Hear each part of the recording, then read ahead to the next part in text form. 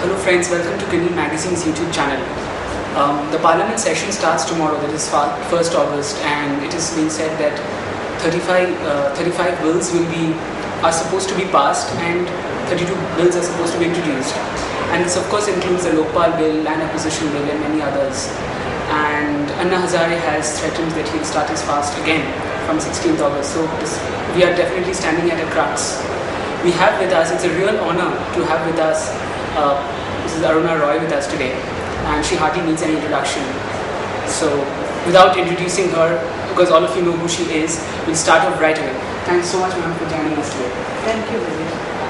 Now, my first question to you is about the Lokpal bill. Of course, like you've been attending meetings ever since, and even today you had a meeting in Calcutta. So the government has put across its draft, and they definitely differ from Hakim Anna's draft. And of course, National Advisory Council has a much more nuanced version National of the... Advisory Council has no role at all into this. The draft that is the National Campaign for People's Right to Information, which is a campaign.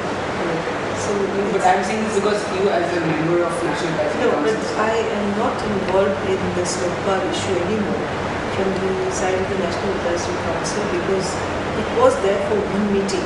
And then subsequently the IAC sat on Dharna and we set up the joint committee. So the NEC is withdrawn from it. Since April there have been no involvement in the NEC in Lokpal. So all that I am saying now is on behalf of the National Campaign for People's Right to Information, which is a campaign which gave this country the right to information we are. I'm part of that campaign since 1996. So as part of that campaign I have been making statements on the Lokpal. So if you could just enunciate on what points do you differ from the so-called civil society's version of that? See, there were two or three issues which arose even before they sat on the agenda. And those issues continue. And there are also issues on which we differ with the government. So it's a government bill also, we don't agree totally. See, what we said was, one, that instead of one institution which covered everything, and it became too unwieldy, too big, too powerful, too unmanageable, administratively not feasible, we should unpackage it and have 5 institutions. 3 which dealt with corruption. What would they be? Top level corruption would be dealt with by one body, which would include the Prime Minister, but with certain caveats. One, that there would be only responsibility for direct involvement, not vicarious involvement. That Prime Minister will first have to, the complaint will have to be cleared by the full bench of the Lokpal, then go and cleared by the Supreme Court. And if then private facing cases are established, then the case against the Prime Minister should be moved. Because otherwise there will be so many frivolous cases and the country will not run. Then we had also had several other differences with that bill, with the government bill. But we don't agree with the Jan Lokpal and the IAC that all these complaints should be clubbed together. So what we are saying is the Prime Minister and the higher bureaucracy and the top level politicians should be put into one commission, corruption, in which their task will be to look at top level corruption. See, now you know that most of these corrupt practices take place in virtual space, and you need special skills to unravel those various corrupt practices. So it should be one. The second one should be the CBC, which has already been in Parliament, not very good. We feel that it should be taken out of Parliament, or standing committee should have more time to discuss, and it should be retrieved, and then it should be strengthened, and that should look at bureaucratic corruption without what is called the single directive. The single directive is what till now the CBC had to get sanctioned to proceed against any government officer. No, that should not exist in CASI. They say it doesn't perhaps even now exist. We'll remove that, and then a special investigative machinery will be given to the CBC. So you have the third would be judicial accountability and standards building. Justice Verma and Justice Venkatachalaya and many other judges feel were upright judges, and who started the whole cleansing operations within the Supreme Court, say that there should be judicial independence. You know, Vinayak would have never got bail if there hadn't been judicial independence. The judiciary acts on its own. It's very vital for a democracy that this separation of powers is maintained. So the judiciary only wants that there should be review, that there should be under scrutiny, but it should be done by a body other than the general Lokpal structure. They are saying you can even have outside jurists, but people who know how a legal code functions and so on. So that is the third body. The fourth body is a separate issue, which is grievances. Grievances and corruption are technically different and managerially different, and institutionally they demand different kinds of systems. So the grievance redressal, which means lakhs, because every household in India will have a grievance. They have to come bottom to top. We are saying merge with other institutions which are already setting up these grievance redressal mechanisms and have a grievance redress commission. And that we are now working towards. We don't know whether the government will take it or not take it, but we are trying to make them understand the need for it.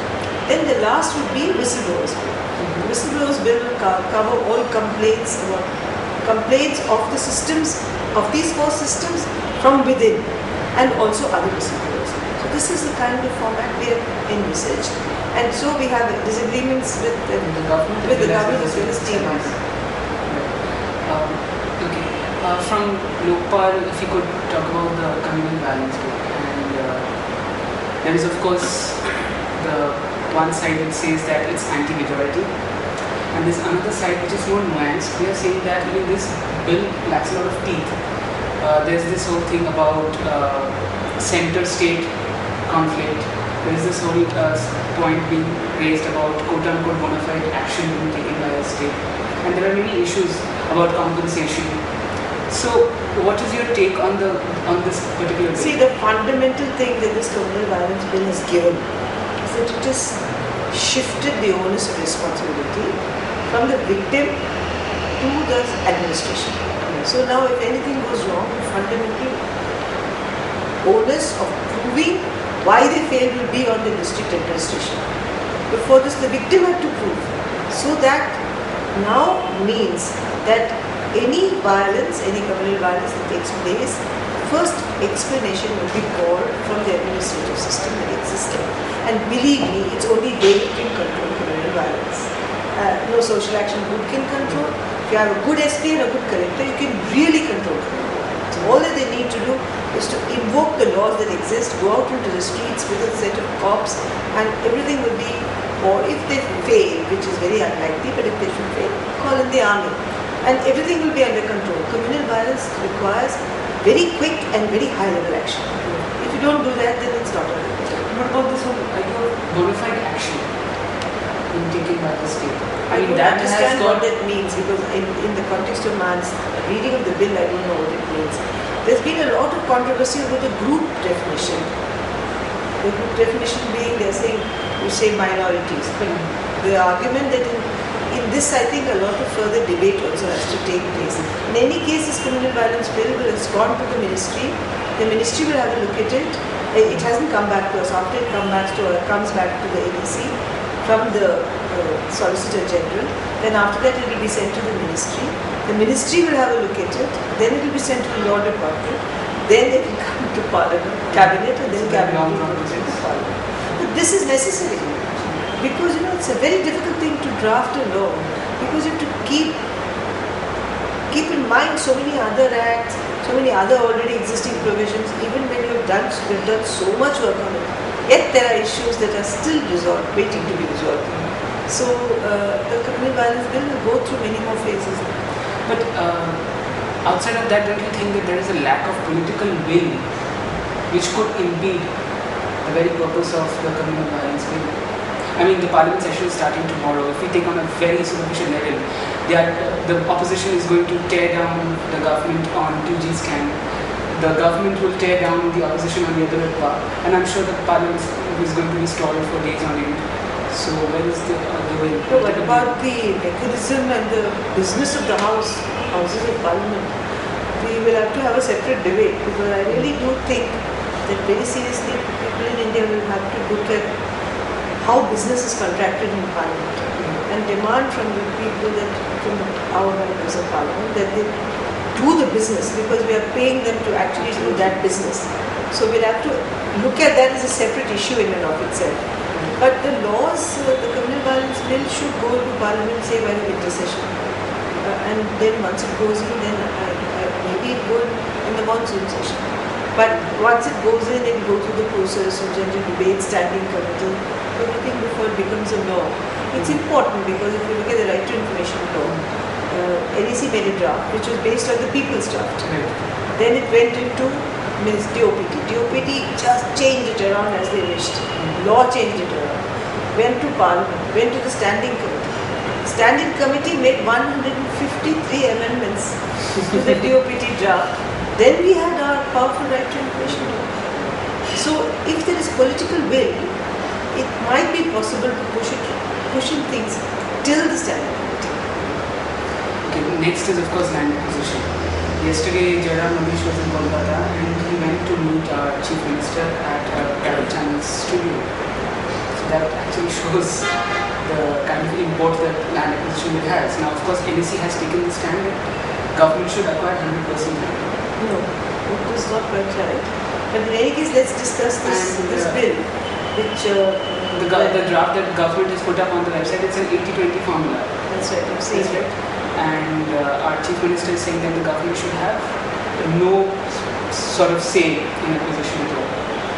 So, as a member of NEC, please, for our readers, tell us about what's your idea of land acquisition. The perfect model. I don't know if there is a perfect model. I think there is a lot of discussion. I feel many areas really need to be talked through much further. And I think that's why I feel it's a good thing that Jairam Ramesh has put it on the website. And he has given us time till the 31st of August for responses. So what we really need to do is to take this back to people whose lands can be potentially acquired. I would like to really take it back to my village groups, sit and discuss with them to see the real implications. They're very intelligent people, as I said. They're not unintelligent people. They're very sharp and they understand. But I only have the one or two things that have been removed. One is that consent has been removed. We have said that consent is very important. That has been removed. This removed and this is only consultation. That gives me a serious worry. So there is a difference between me being consulted whether my house should be demolished or asking me for consent that I should leave. So consultation is different from consent. So that's worrying me. The second thing about the Land Acquisition Act that is worrying me is that it says that government can acquire land and keep it for purposes. So land banks can be created. And Tamil Nadu has a land bank, and these land banks are really becomes a potential hotbed for mafia, land mafia. So I need to look at the bill now in greater detail because the government draft is different from the NEC. Exactly. But it's okay if it's an improvement or not an improvement. I'll have to see because I've not studied the government draft. Just run my eye through it. I would really require time to have a look at it. I came here.